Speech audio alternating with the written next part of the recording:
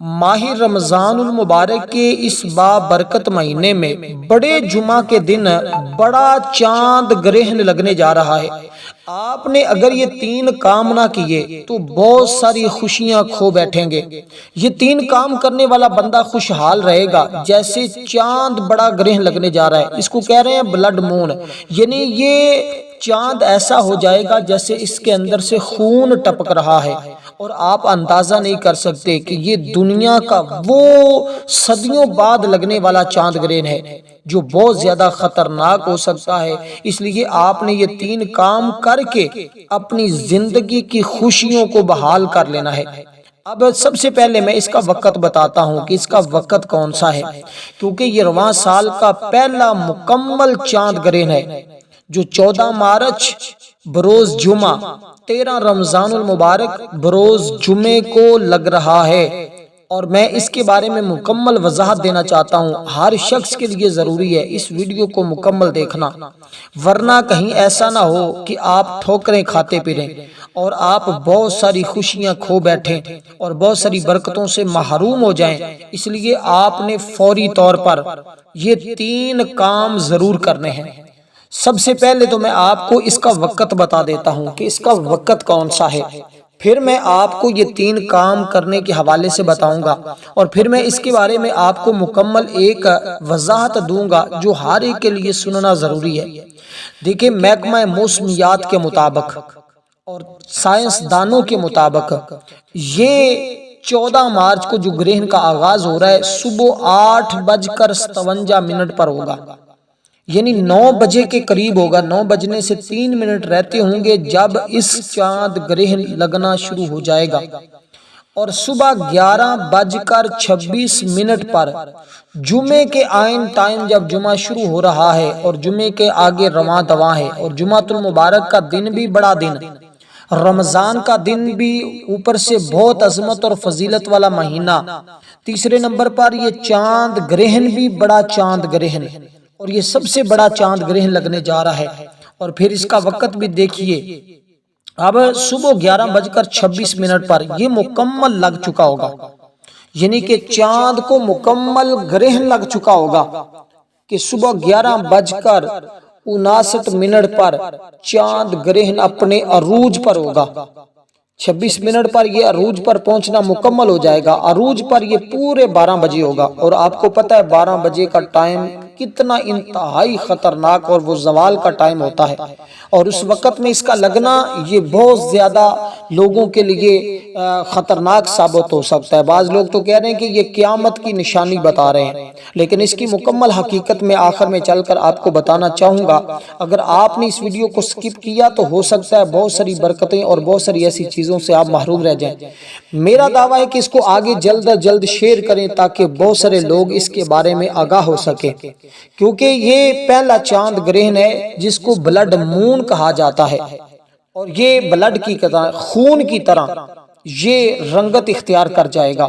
اور محکمہ موسمیات کے مطابق یورپ، ایشیا کے ممالک، آسٹریلیا کے بیشتر مقامات پر، افریقہ، شمالی جنوبی امریکہ میں بھی یہ دیکھا جائے گا، اور اس کے علاوہ اور بہت ساری جگہوں پر اس چاند گرہن کو دیکھا جا سکتا ہے۔ اب یہ میں نے آپ کو اس کا وقت بتایا، اب اس کا اختتام بھی سن لیجئے گا کہ اس کا اختتام کب ہوگا، اور آپ جب اس کا آغاز ہو جائے اس وقت سے لے کر اس کے اختتام تک کسی لمحے بھی یہ تین کام کر سکتے ہیں۔ اب جمعہ کا پورا ٹائم پاکستانی وقت کے مطابق اس میں آ رہا ہے، یہ میں نے آپ کو پاکستانی ٹائم بتایا ہے کہ پاکستان میں اس کا ٹائم کون سا ہوگا، اور بدقسمتی یہ ہے کہ یہاں پاکستان میں یہ جب لگے گا تو اس وقت جمعہ کا ٹائم ہوگا اور لوگ جمعہ کی نماز کے لیے جا رہے ہوں گے، تو یہ بہتر اس وجہ سے ہو رہا ہے کیونکہ اس وقت سارے لوگ اللہ کی عبادت میں مشغول ہو جائیں گے، اور آپ کو بھی چاہیے کہ آپ فوری طور پر اس وقت یہ تین کام کر لیں۔ سب سے پہلے آپ نے وضو کر لینا ہے، اور میں یہ بات بھی بتاؤں کہ سورج اور چاند کو گرہن لگنا اور اس کے لگنے سے حاملہ خواتین اور یا کسی اور کے لیے یہ نقصان دہ کتنا ہے،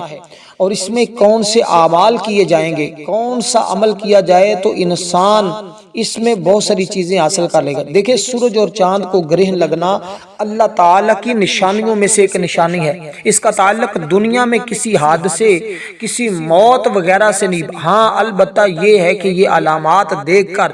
ذکر و اذکار، صدقات اور دعا کرنے کا خاص اہتمام کرنا چاہیے۔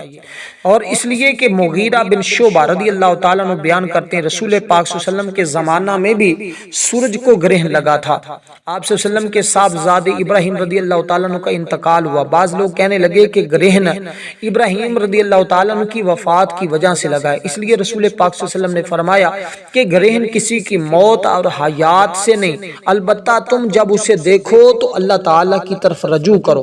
اب آپ نے سب سے پہلے باوضو ہو کر اللہ تعالیٰ کو اس صفت مبارکہ کے ساتھ یاد کرنا ہے۔ کس صفت کے ساتھ؟ جو اللہ تعالیٰ کی یہ صفت مبارکہ ہے، یا رحیم یا رحیم یا رحیم یا رحیم۔ ایک ہے یا رحمان صفت ہے، ایک ہے رب کی یا رحیم صفت ہے۔ رب سے اس کی رحمت کا سوال کر لینا ہے، اس کی بارگاہ سے اس کی رحمت کو طلب کر لینا ہے۔ سب سے پہلے آپ نے جب یہ لگ جائے تو حکم ہے کہ استغفار کریں۔ استغفار کون سا کرنا ہے؟ دوسرے عشرے کی دعا کو آپ نے پڑھنا ہے۔ دوسرے عشرے کی دعا کون سی ہے؟ اس کو آپ نے صرف اور صرف 10 بار پڑھنا ہوگا۔ بالکل یہ آسان سے کام کرنے والے ہیں، اگر آپ یہ کر لیتے ہیں تو آپ اس چاند کی ان علامات سے اور اس کی بہت ساری چیزوں سے آپ منزہ اور منور ہو سکتے ہیں۔ سیدنا ابو مسعود انصاری رضی اللہ تعالیٰ عنہ کہتے ہیں رسول پاک صلی اللہ علیہ وسلم نے فرمایا بے شک چاند اور سورج یہ اللہ کی نشانیوں میں سے 2 نشانیاں ہیں۔ اللہ تعالیٰ ان دونوں کے ذریعے اپنے بندوں کو ڈراتا ہے۔ جو اللہ کو عارضی طور پر بے نور کر سکتا ہے، یعنی اللہ ان کو عارضی طور پر بے نور کر دیتا ہے، وہ مستقل طور پر بھی بے نور کر سکتا ہے۔ یعنی یقینی بات ہے کہ یہ دونوں کسی شخص کی موت یا گرہن نہیں لگتے، یعنی کہ کسی موت کی وجہ سے کسی بڑے کی موت ہو جائے یا کوئی بڑا حادثہ ہونے والا ہو اس وجہ سے نہیں، یہ دونوں کسی کی وجہ سے نہیں، بلکہ اللہ تعالیٰ صرف اپنے بندوں کو اپنی طرف لانا چاہتا ہے، ان کا رجحان کروانا چاہتا ہے۔ اگر بندے نہ آئیں تو پھر اندازہ کر لیجئے گا، رب فرماتا ہے کہ میں یوں کر سکتا ہوں کہ ان کی روشنیوں کو ختم کر دوں گا اور تمہیں اندھیروں میں مبتلا کر دیا جائے گا۔ اور اگر آپ اپنی زندگی کی روشنیاں حاصل کرنا چاہتے ہیں، آپ اپنی زندگی کے انعامات حاصل کرنا چاہتے ہیں، خوشیاں حاصل کرنا چاہتے ہیں اور اپنی خوشیوں کو بچانا چاہتے ہیں، محفوظ کرنا چاہتے ہیں، تو آپ آج یہ 3 کام ضرور کریں۔ روایتی طور پر جب یہ لگتا ہے تو اس کو نحوست کی ایک علامت تصور کیا جاتا ہے، جس کی وجہ سے نظام شمسی کے قدرتی عمل سے بے شمار تہمات وابستہ ہیں۔ مختلف معاشروں میں گرہن کے بارے میں مختلف تصورات پائے جاتے ہیں۔ اکثر معاشروں میں یہ خیال عام ہے کہ گرہن اس وقت لگتا ہے جب سورج کو بلائیں، ڈرانے یا خوفناک جانور نگل لیتے ہیں، یہ اکثر لوگوں کا کہنا ہے۔ اکثر معاشروں میں گرہن کے وقت خواتین حاملہ جو ہوتی ہیں ان کے کمرے کے اندر ان کو بند کر دیا جاتا ہے اور سبزی وغیرہ نہ کاٹنے کی ہدایت کی جاتی ہے تاکہ ان کے بچوں کسی پیدائشی نقص کے بغیر پیدا ہوں۔ گرہن کے وقت حاملہ خواتین کو سلائی کڑھائی سے بھی منع کیا جاتا ہے کیونکہ یہ خیال کیا جاتا ہے اس سے بچے کی ہیبت پر اثر پڑ سکتا ہے۔ بعض معاشروں میں گرہن کے وقت ضعیف الاعتقاد افراد خود کو کمروں میں بند کر لیتے ہیں تاکہ بقول ان کے گرہن کے وقت خارج ہونے والی نقصان دہ لہروں سے وہ بچ سکیں۔ اور یہ ساری حقیقت آگے میں آپ کو بتاتا چلوں۔ اب آپ نے جب اس کا وقت ہو آپ نے سب سے پہلے دعا پڑھنی ہے، جتنی تعداد میں نے بتائی ہے آپ نے باوضو ہو کر اس دعائے مبارکہ کو پڑھ لیا 10 بار۔ دعا کیا ہے؟ استغفر اللہ ربی من کل ذنب واتوب الیہ، اس تصور کے ساتھ کہ یا اللہ جو مجھ سے گناہ سرزد ہوئے ہیں تو اپنے حبیب کا صدقہ معاف فرما۔ ان کلمات کا مطلب یہ ہے اللہ میں تیری بارگاہ سے اپنے گناہوں کی بخشش طلب کرتا ہوں اور تیری بارگاہ میں توبہ کرتا ہوں یا کرتی ہوں۔ خواتین بھی یہ اس کو کریں گی، مرد حضرات ہر شخص اس کو ضرور پڑھ لے۔ اور اس کے بعد آپ نے درود پاک پڑھنا ہے 3 مرتبہ۔ اور اللہ تعالیٰ کو اس صفت کے ساتھ یاد کرنا ہے جو صفت میں آپ کو بتانے لگا ہوں۔ جب اللہ سے آپ اس کی رحمت کا سوال کر لیں گے، کیونکہ خود اس کے اندر دعا بھی ہے، اس کے اندر شفا بھی ہے،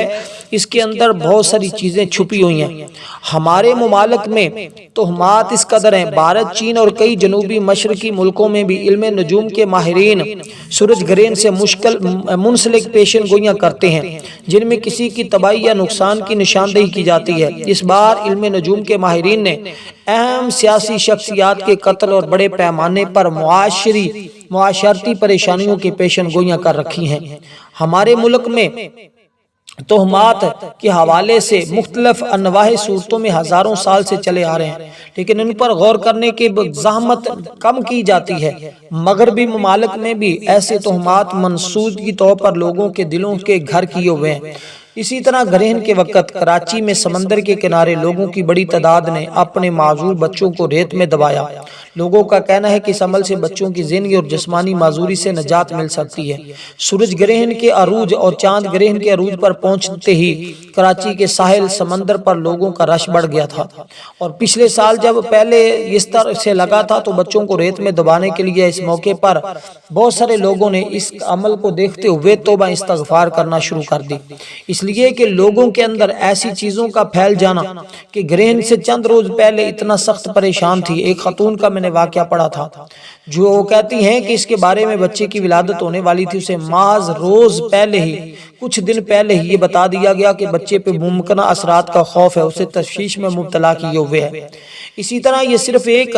کہانی نہیں ہے بلکہ یہ ایک حقیقت ہے۔ بہت سارے لوگوں کے ساتھ ایسے حادثات دیکھنے کو ملتے ہیں جو اس طرح کی باتیں بنا کر لوگوں کے ذہنوں کے اندر سے اللہ تعالیٰ کی شان اور عظمت کو اور اللہ تعالیٰ کی محبت کو کم کرنے کی کوشش کرتے ہیں۔ ماہرین کا کہنا ہے کہ اس وقت ضرورت اسی امر کی ہے کہ لوگوں میں گرہن کے بارے میں شعور آگاہی پیدا کی جائے اور انہیں تہمات کے دائرے سے نکالا جائے، کیونکہ تہمات کے باعث زندگی کے معاملات متاثر ہوتے ہیں، جس کا نتیجہ معاشری نقصان کی صورت میں نکلتا ہے۔ تاہم دوسری جانب ایسے افراد کی بھی کمی نہیں ہے جو گرہن کو فطرت کا ایک مظہر سمجھتے ہیں، اور جب گرہن لگتا ہے تو وہ اس منظر کو دیکھنے کے لیے دور دراز کا سفر کرتے ہیں۔ پچھلی بار بہت سارے لوگوں نے، جب اس سے پہلے یہ کئی بار لگا تھا، اور لیکن اس بار تو سب سے بڑا سورج چاند گرہن لگنے جا رہا ہے، تو اس لیے بہت سارے ملکوں نے دوسرے ملکوں میں جا کر بھی اس کو دیکھنے کی کوشش کی تھی۔ اس لیے ماہرین کے مطابق سورج گرہن یا چاند گرہن براہ راست دیکھنے سے گریز کریں، اس سے بنائی کو نقصان پہنچ سکتا ہے،